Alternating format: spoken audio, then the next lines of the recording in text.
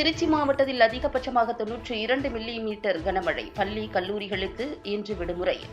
தமிழகத்தில் வடகிழக்கு பருவமழை காரணமாக நேற்று முதல் தொடர்ந்து திருச்சி மாவட்டத்தில் விட்டுவிட்டு மழை பெய்தது. தொடர்ந்து நேற்று இரவு முழுவதும் இதுவரை மழை பெய்து வருகிறது. இதன் காரணமாக திருச்சியில் உள்ள கல்லூரி மற்றும் பள்ளிகளுக்கு விடுமுறை என திருச்சி மாவட்ட ஆட்சியர் பிரதீப் குமார் அறிவித்துள்ளார். திருச்சி மாவட்டத்தில் உள்ள மணச்சநல்லூர், லால்குடி, திருவெரும்பூர், முசிறி, மணப்பாறை உள்ளிட்ட பல்வேறு பகுதிகளில் தொடர்ந்து கனமழை பெய்து வருகிறது. இதேபோல் திருச்சி பகுதியில் மத்திய பேருந்து நிலையம், பாலக்கரை, தில்லை நகர், மேலக்கல்கண்டார்கோட்டை, ஸ்ரீரங்கம், மெயின்காட் கேட் உள்ளிட்ட பகுதிகளிலும் கனமழை காரணமாக பணிக்கு செல்லும் ஊழியர்கள் மிகுந்த அவதிக்குள்ளாகி வருகின்றனர்.